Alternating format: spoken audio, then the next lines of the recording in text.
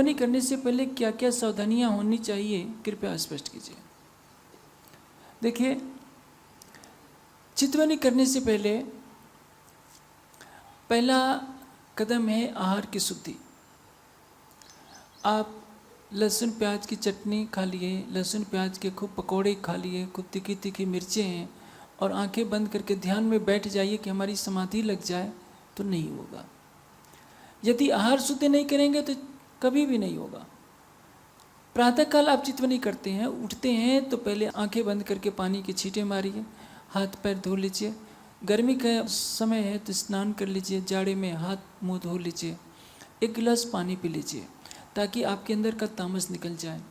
आसन बिल्कुल सम होना चाहिए। मच्छर का मौसम है तो मच्छरों से बचाव करना जरूरी है, नहीं तो आपकी सारी एकाग्रता को भंग कर देंगे। आप अभ्यास आसन पर बैठिए। अभ्यास ऐसा कीजिए कि शरीर हिले डुले नहीं, ऐसा लग गया हो कि जैसे कि शरीर मुर्दा हो गया हो। यदि शरीर में कहीं खुजलाहट होती है तो खुजलाने की आदत न डालिए, क्योंकि एक बार आदत पड़ जाएगी तो शरीर का आभास बना ही रहेगा। अभ्यास कर लेने के बाद सब ठीक ठाक हो जाएगा। कभी भी सिरहाने की तरह मत बैठिए, पाँव की तरह बैठिए। सिरहाने का स्थान सद्गुरु के लिए छोड़ दीजिए।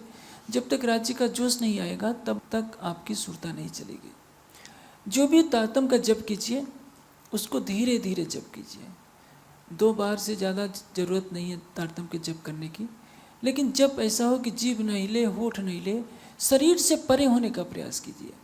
और जब तक मन एकाग्र नहीं होता है, गुम्मट जी की सेवा या सतगुरु का स्वरूप जब तक नहीं आता है, तब तक राजश्यामा, धामधनी, प्राणनाथ, प्राण वल्लभ, इन शब्दों को प्रेम भरे उच्चारण के साथ कीजिए। आप 6 चौपाई को बार बार गाएंगे तो आपका मन, आपकी बुद्धि सक्रिय हो जाएगी। बुद्धि के सक्रिय होते ही आपके मन में शांति भंग हो जाएगी। इसलिए इतने धीरे धीरे कीजिए, हृदय से निकल रही हो आवाज़, और आप शरीर से परे होते जाएं। जब आप बिना हिले डुले बैठने का अभ्यास कर लेंगे तो एक ऐसी अवस्था आएगी कि आपका मन स्वतः ही शांत होने लगेगा। शुरू में बाधा आएगी।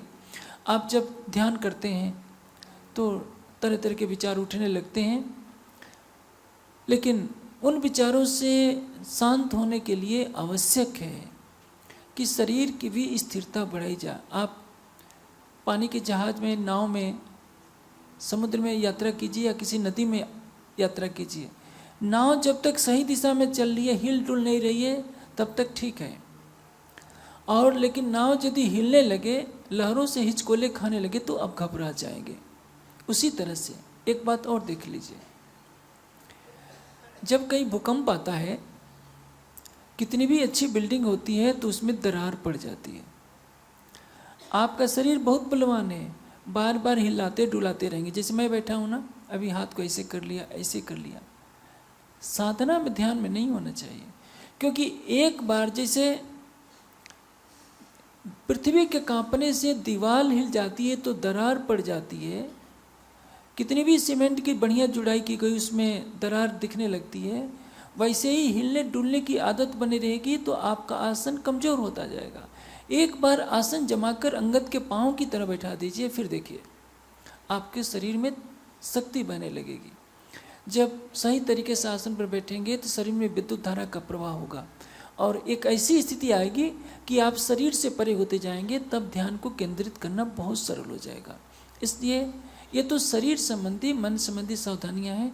सबसे जरूरी है आपके हृदय में समर्पण, विरह, प्रेम के भावों का अंकुरित होना। यदि आलस्य आ रहा है तो पानी उठ करके पी लीजिए। शौच की आवश्यकता हो तो पेट साफ कर लीजिए, रोकिए नहीं, क्योंकि मल मूत्र के वेग को रोकने पर शरीर में रोग पैदा हो सकता है। यदि शीतलहर चल रही है तो जरूरी नहीं है कि स्नान करके ही आप चितवनी करेंगे। हाँ, कोष्ठ शुद्धि यानी शौच हो जाइए, हाथ पैर धो लीजिए, कर्मकांड की कोई आवश्यकता नहीं है। आप पवित्र मन से चितवनी में बैठ सकते हैं। आरती पूजा तो बिना नहाए नहीं कर सकते, लेकिन चितवनी आप कर सकते हैं। एक बात ध्यान में रखिए कि वैष्णव लोग एक श्लोक बोला करते हैं, यो स्मरेत पुंडरीकाक्षा सब बाह्य अभ्यंतर शुचि। जो विष्णु भगवान का नाम लेता है वो अंदर बाहर पवित्र होता है। तो जो राज्य का ध्यान करता है उसको नहाने की विशेष आवश्यकता नहीं है। लेकिन मेरे कहने का मतलब ये नहीं कि आप स्नान ही ना कीजिए। नहाने से एक लाभ ये होगा कि आपका रजोगुण तमोगुण कम हो जाएगा, आपका शरीर हल्का हो जाएगा। तो जो ऊंची अवस्था में पहुंच गए हैं उनके लिए स्नान जरूरी नहीं होता, लेकिन जो पहली कक्षा में है वो नहा ले तो अति उत्तम होगा, क्योंकि उनके अंदर का तामस निकल जाएगा। जब सत्वगुण भावना आएगी तो ध्यान लगाना सुलभ होगा। सबसे अच्छा ध्यान का समय है 3 से 6। जो 3 घंटे ध्यान करना चाहते हैं वो 3 से 6 बजे करें, 2 घंटा करने वाले 4 से 6 करें, 1 घंटा करने वाले 5 से 6 करें। 6 बजे तक ध्यान की प्रक्रिया पूरी हो जाए तो ज़्यादा अच्छा रहेगा। 6 से 7 आप वाणी पढ़िए, कुछ भी कीजिए, टहलने जाइए, प्राणायाम कीजिए, और जैसे जैसे आपको अधिक ध्यान करने का अभ्यास हो ज्ञानपीठ आइए, आपको कुछ प्राणायाम सिखा दिया जाएगा, आसन सिखा दिया जाएगा, जिससे आपके शरीर में इतनी क्षमता हो जाएगी कि आप कई घंटों तक भी बैठ करके ध्यान कर सकते हैं। हाँ, ध्यान करने वाले को भर पेट ठूस ठूस कर भरने की आदत नहीं डालनी चाहिए, करवट सोने का प्रयास करना चाहिए। जब भी भोजन की आवश्यकता हो उतना ही सूक्ष्म आहार करें, और भोजन के बीच में पानी पिए, बाद में नहीं। भोजन के करने के बाद 2.5 घंटे तक 2 घंटे तक बिल्कुल पानी न छुइए, पानी न छुइए। बीच में पानी पिएंगे आधा गिलास के लगभग। यदि आपने छाछ का प्रयोग करना है, हाँ, ध्यान करने वाले को छाछ के प्रयोग से बचना चाहिए। आप जानते हैं क्यों?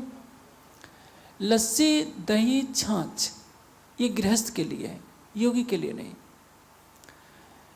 आयुर्वेद में इसकी महिमा बहुत है। आयुर्वेद के रचनाकार ने कहा है कि स्वर्ग में छाछ नहीं है, इसलिए गणेश जी का पेट निकला हुआ है, चंद्रमा को टीबी आ गई है। यानी अनेक रोगों से पृथ्वी लोक का अमृत छाछ कहा जाता है, लेकिन ये केवल गृहस्थी के लिए है। आप दही का सेवन करेंगे, छाछ का सेवन करेंगे तो शरीर में जकड़न आएगी और लंबे समय तक आपका ध्यान नहीं बढ़ पाएगा, क्योंकि आसन ही नहीं जमेगा, आपको निद्रा आ जाएगी। यही कारण है कि दूध जो प्राकृतिक आहार है उसको इस तरह से सेवन कीजिए कि वो आपके शरीर में अवशोषित हो सके। हाँ, जो गृहस्थ हैं, जिनको फावड़ा भी चलाना है, कई काम करने हैं, उनको छाछ का सेवन अवश्य करना चाहिए, उनके लिए ठीक है। जो यदि चाहे कि मैं कोई 6 घंटा ध्यान करूँ, 10 घंटा ध्यान करूँ, वो छाछ और दही का सेवन करेगा तो उसके लिए समस्या खड़ी हो जाएगी। ये कुछ सावधानियाँ रखेंगे, राज्य पर अटूट विश्वास रखेंगे, प्रीतम हमारे दिल में है, केवल पर्दा हटने की देर है, तो आपके लिए चितवनी का मार्ग बहुत सुलभ हो जाएगा। हाँ, समर्पण भावना बनाए रखिए। प्रतिदिन चितवनी के बाद इस संकल्प को दोहराइए कि राज्य मेरी सुरता को अपने चरणों में स्थान दीजिए, मेरी आंखों के सामने आइए, मेरे धाम हृदय में विराजमान हुई है। हमेशा यही बातें दोहराइए। कितना भी कष्ट हो, कष्टों से बचने के लिए राज्य से प्रार्थना न कीजिए, बस एक प्रार्थना जरूर कीजिए, हृदय आओ तो कहूँ इत बैठो बीच तकत। मेरे हृदय में आइए और मेरे सामने मेरे से बात कीजिए।